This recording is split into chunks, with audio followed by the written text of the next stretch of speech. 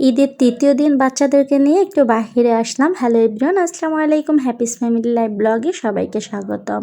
এই তো বাচ্চাদের মন ভালো রাখার জন্য বাহিরে আসলাম বাচ্চাদেরকে নিয়ে, কারণ এই ঢাকার শহরে আমার বাচ্চাদের আমি আর ওর পাপা ব্যতীত কেউ নেই। আমার এই দুইটা বাচ্চার, আমার বড় মেয়ে আর ছোট মেয়ে অনেক অসুস্থ ছিল। আলহামদুলিল্লাহ বড় মেয়েটা একদমই সুস্থ হয়েছে। ঈদের দুদিন যাবৎ এত বেশি অসুস্থ ছিল, ঈদের দিন থেকে শুরু করে আজকে ও সুস্থ হয়েছে, কিন্তু ছোট মেয়েটার জ্বর একদমই কমেনি, অনেক জ্বর। তো ভাবলাম একটু বাহিরে ঘুরিয়ে নিয়ে আসি, হয়তোবা ভালো লাগবে, কারণ বাসার ভিতরই তো সবসময় থাকে। আর স্কুল খোলা থাকলে তখন স্কুলে যাবে, প্রাইভেট পড়বে, কোচিং করবে এবং আরবি পড়বে আর বাসাতে। এ ব্যতীত আসলে ওইভাবে কোথাও যাওয়ার মতো জায়গা আল্লাহ আমাদের ভাগ্যে লেখেনি। তো কি আর করার, আসলে এরকমের জীবন কারো যাতে না হয়। আর যাদের নেই তারা তো আফসোস করতে করতে মরে, আর যাদের আছে তারা কথায় আছে না, দাঁত থাকতে দাঁতের মর্মতা বুঝে না। আসলে আত্মীয় স্বজন ছাড়াও চলা কিন্তু অনেক বেশি কষ্টের একটা ব্যাপার। আত্মীয় স্বজন থাকলে সবাইকে সেরকমের সম্মান দেওয়া,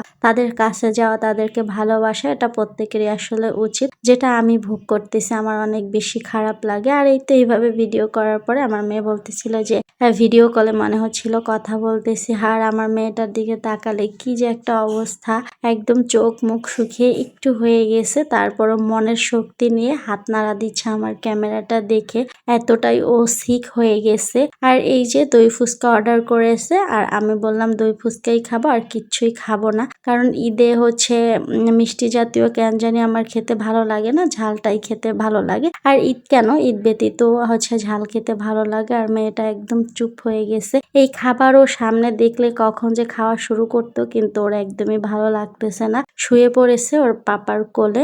আর বড় মেয়েকে বললাম তুমি খাও, যেহেতু খেতে চাচ্ছে না, তাই ওর পাপা আবার একটু ভুজিয়ে ভুজিয়ে তারপর ওকে একটু খাওয়ানোর ট্রাই করতেছিল, কারণ বলতেছে যে জ্বর মুখে একটু যদি দই খাও তাহলে ভালো লাগবে। তো এই তো খাওয়া দাওয়ার পরে আমরা বের হয়ে যাচ্ছি। তো আমি আবার বললাম রিক্সা নাও, তো ওর পাপা বললো যে বের হওয়ার সাথে সাথে রিক্সা নিব না, একটু হাঁটতে হাঁটতে যাই, তুমি ঝাল খেতে চেয়েছিলা, দেখে তো ঝাল কিছু পাওয়া যায় কিনা। তো যেই বলা সেই কাজ, আমরাও একটু হাঁটতে হাঁটতে যাচ্ছিলাম। ঢাকার শহর কিন্তু একবারই ফাঁকা, একদম মানুষ কম। আর এইসব জায়গায় এত বেশি মানুষ থাকে। তো যাই হোক, মানুষ একদমই নাই। আর এই যে ঝাল খেতে চেয়েছিলাম, তাই চাপটি এবং ভর্তা সেটা নিয়ে আসছে, রাস্তার পাশে বিক্রি করতেছিল।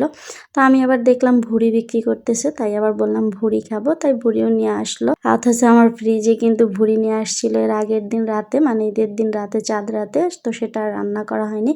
বাচ্চারাও একটু খেলাধুলো করতেছিল, দেখে ভালোই লাগতেছিল যে না, মেয়েটা এখন হয়তো বা একটু সুস্থ আছে, তবে ও ক্লান্ত হয়ে যায়, এটা আমি বুঝতে পারছি। আর এই তো আমরাও রিক্সা নিয়ে তারপরে বাসার দিকে রওনা দিলাম। এই সব জায়গায় আসলে রিক্সা দিয়ে যাওয়া যায় না, জ্যামে বেজে থাকতে হয় 15 মিনিট 10 মিনিট। তো সেখানে একদমই ফাঁকা রাস্তা, ভালোই লাগতেছিল। আবার সবাই সবার কর্মস্থানে ফিরে আসবে, তবে সবাই যাতে সাবধানে আসতে পারে, কোনো বিপদ না হয়, সেটাই দোয়া করি। সবাই ভালো থাকবেন, সুস্থ থাকবেন। আজ এ পর্যন্তই, আল্লাহ হাফেজ।